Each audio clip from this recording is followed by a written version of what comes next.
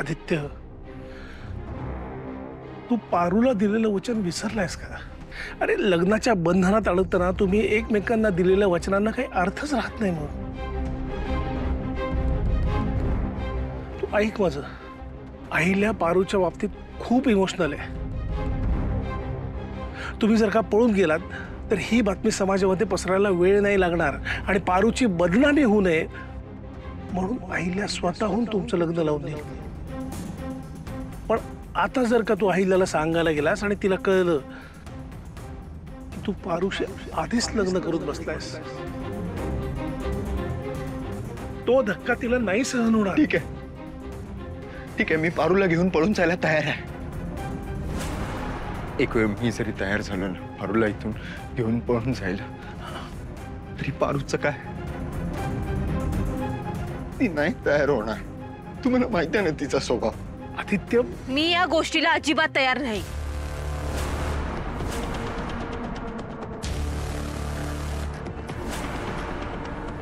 अरू,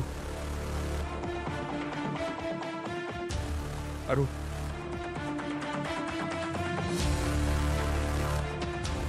मी पळून नाही जाणार.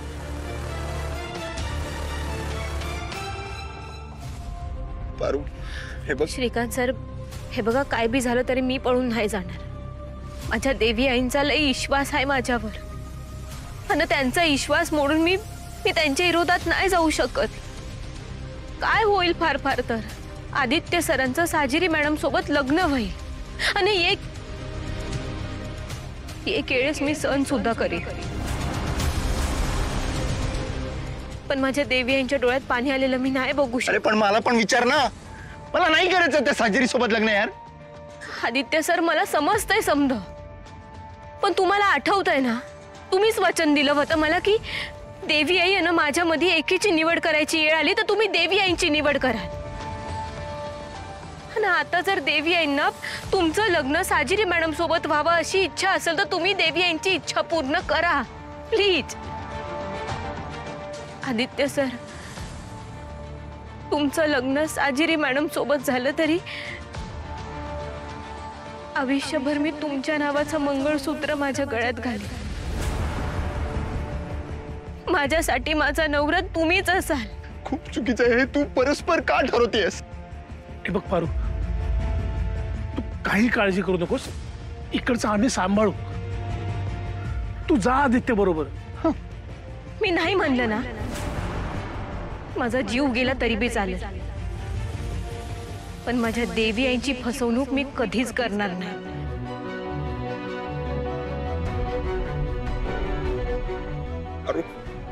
पारू,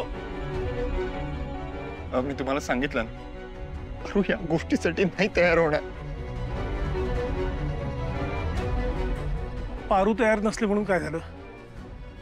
तू तयार आहेस ना? तू जा घेऊन तिला. हे बघ आदित्य, आपण काहीही वाईट करत नाही आहोत. आपल्याला फक्त साखरपुडा टाळायचा आहे, लक्षात घे. मला आश्चर्य वाटतंय तुम्ही मला हे सल्ले देतात. हे बघ आदित्य, मी तुला अहिल्याच्या विरोधात जा असं अजिबात सांगत नाहीये. मला माझ्या मुलाच्या आयुष्यात आनंदाचे, सुखाचे रंग भरायचे, याचे प्रयत्न करतोय मी. ऐक माझं. हे बघ, आपण प्रेमात जे काही निर्णय घेतो ना ते कधी चुकीचे नसतात. आणि कुठल्या अनोळखी मुलीला घेऊन पळून जायचं नाहीये तुला. उलट तुझ्या हक्काच्या स्वतःच्या बायकोला घेऊन पळून जायचंय तुला. दादा, हे बघ, तू काही काळजी करू नको, मी सगळं प्लॅनिंग करतो.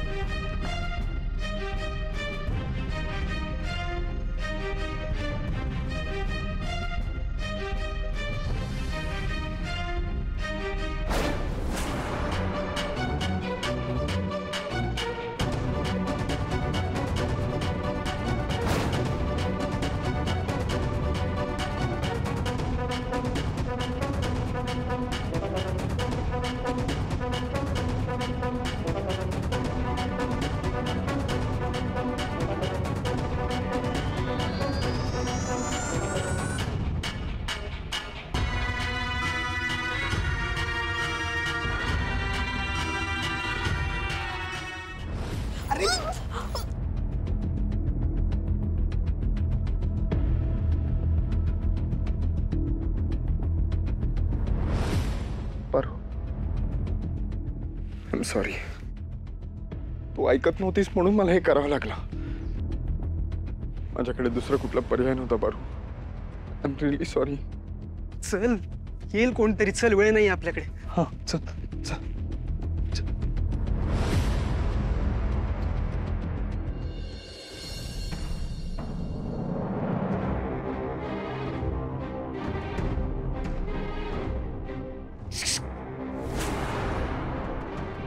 काय? कुठे?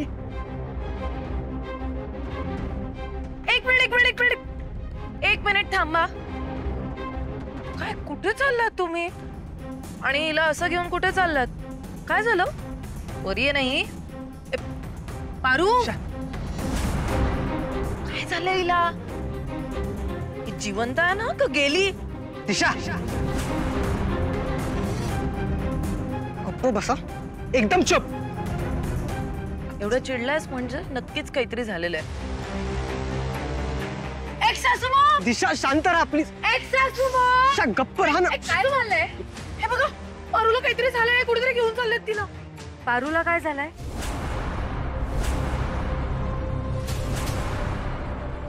आई, तिला चक्कर आली काम करता करता, म्हणून आम्ही डॉक्टरांकडे घेऊन चाललो. हा चल. नाही थांब.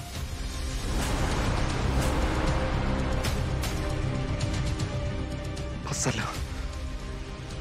यात अजून नाही लपू शकत. आई, मी सांगतो तुला खरं. दादा,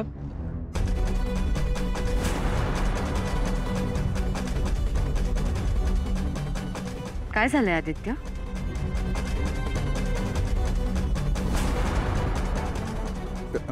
तिला चक्कर वगैरे नाही आली. मी तिला बेशुद्ध केलंय. मी तिला पळून घेऊन चाललोय. आई, माझं तिच्यावर खूप प्रेम आहे. आई, आई, आई माझं ऐकून घे प्लीज. प्लीज माझं ऐकून घ्या. आईला मॅडम,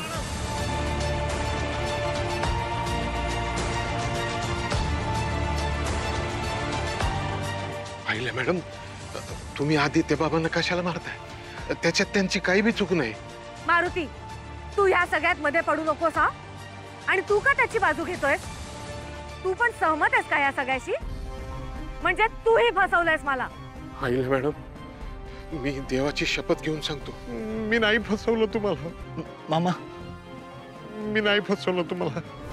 ऐका माझं, मी नाही फसवलं तुम्हाला.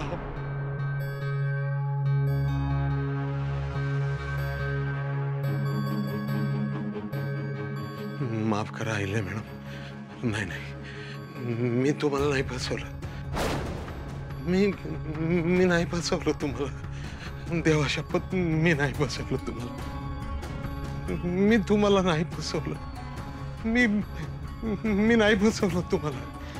नाही फसवलं. बा, नाही फसवलं. बा, अरे बा,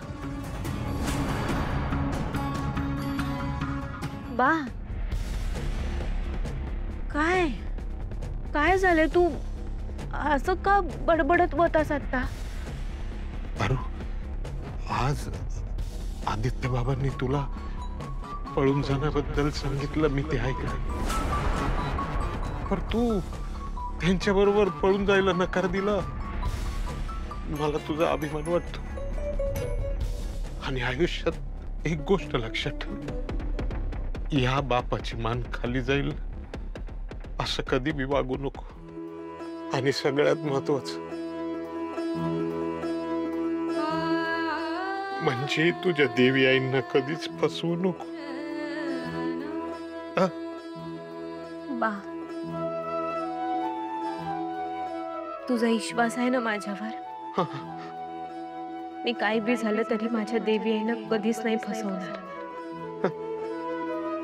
तू नको काळजी करूस. तू झोप बघू शांत. झोप झोप. सावकाश.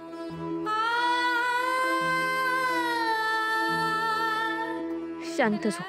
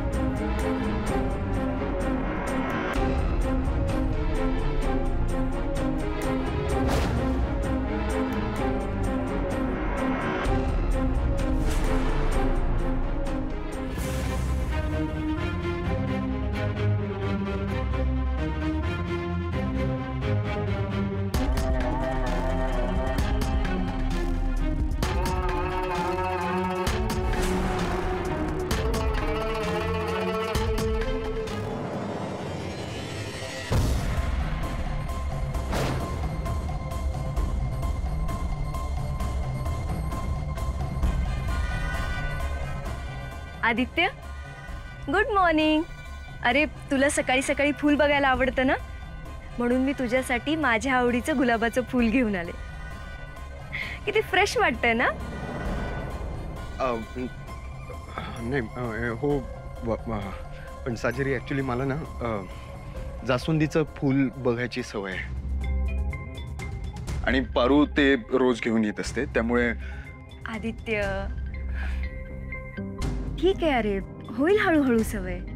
आणि हे बघ, आता तुला तुझ्या सवयी बदलाव्या लागतील ना. बरं चल, येते मी.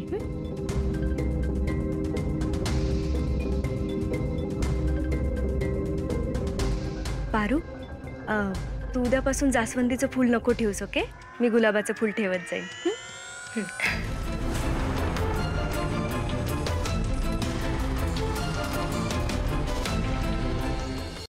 ही जरा जास्तच हक्क नाही दाखवते का? आणि कोण आहे ही माझी आवडी निवडीन बदलणारी? मला नाही आवडत आहे. बाबू, मी तुला सांगतोय हे खूप अति होत आहे. ऐक माझं, मी तुला कालही हेच समजवण्याचा प्रयत्न करत होतो पारू, की आपल्याला इथून निघून गेलं पाहिजे. तू का ऐकत नाहीयेस यार? नाही आदित्य सर, मला हा मार्ग मान्य नाही. मी तुम्हाला आधीच सांगितलं आहे, आपण काय बी चुकीचं नाही करणार आहोत. आदित्य सर, मला आपल्या कुटुंबाला फसवायचं नाहीये. आणि बाप्पा आहे ना, माझा विश्वास आहे बाप्पावर. तो नक्की काहीतरी मार्ग काढेल आणि समद व्यवस्थित होईल.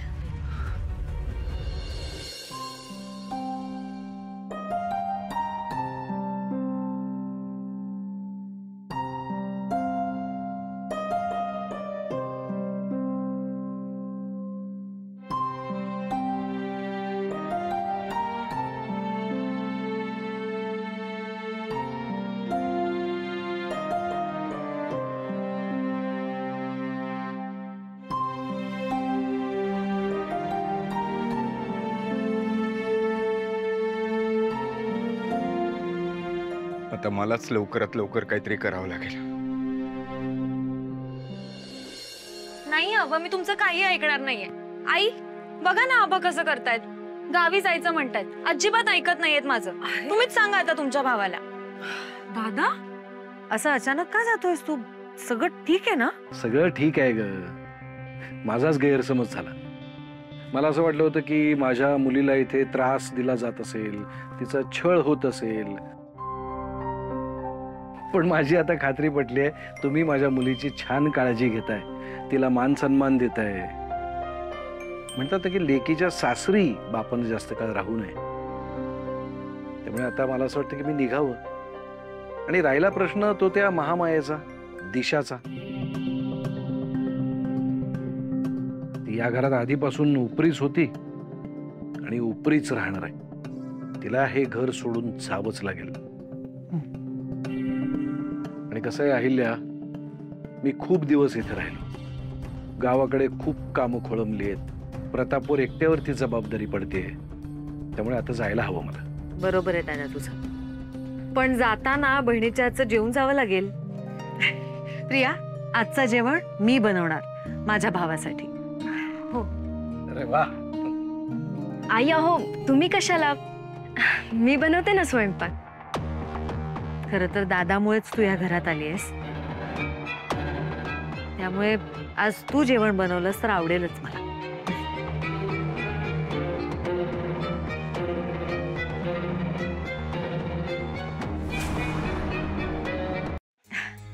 हो हो बरोबर आहे, आत्ताच बुक करून टाका. करेक्ट. हो हा आजच फायनलाइज करून टाकू आपण सगळं. मी सांगते श्रीकांतला. चालेल. आहिले मॅडम. ठीक आहे ठीक आहे. सावित्री, दादाची सगळी तयारी झाली आहे की नाही एकदा बघून घेशील? हो मॅडम. हो हो हो चालेल. ठीक आहे, मी बोलते नंतर तुमच्याशी. ठीक आहे. आदित्य, बरं झालं आलास ते. अरे अंगठ्यांचे काही डिझाईन्स फायनल केले आहेत मी, ते एकदा. आदित्य, अरे काय झालं? काय झालं? काही नाही. काही नाही. ये इकडे बस. काय झालंय आदित्य? तू अशी मिठी तेव्हाच मारतोस जेव्हा तू खूप इमोशनल झालेला असतोस.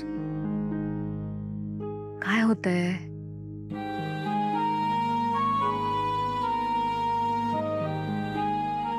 अरे तूच मला समजू शकतेस.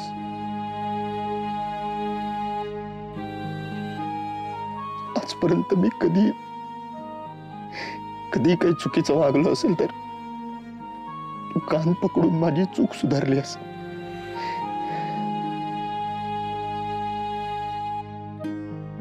पण समजा इथून पुढे जर मी चुकलो समजा, प्लीज मला कधी अंतर देऊ नकोस. मी तुझ्यावर खूप प्रेम करतो आई. तू जगातली बेस्ट आई आहेस. आदित्य, असं का बोलतोस तू आज? जितकं तू माझ्यावर प्रेम करतोस ना, त्याच्यापेक्षा खूप जास्त प्रेम मी करते तुझ्यावर. त्यामुळे तुला कधीच अंतर देणार नाही मी. आणि आज अचानक काय झालंय? म्हणजे तुझ्या बोलण्यावरनं असं वाटतंय की तू दूर कुठेतरी चाललायस माझ्यापासून. काही प्रॉब्लेम आहे का? आपण सॉल्व्ह करू. नाही ग, काय प्रॉब्लेम असणार आहे आई? नथिंग. इट्स जस्ट दॅट बरेच दिवस झाले ना तुझ्यासोबत असं टाइम स्पेंड नाही केला, त्यामुळे थोडा इमोशनल झालं. That's it. वेडा आहेस का? आदित्य, एक लक्षात ठेव, एका आईसाठी तिची मुलं आनंदात आहेत यापेक्षा महत्वाचं काहीच नसतं. माझं तुझ्यावर खूप प्रेम आहे.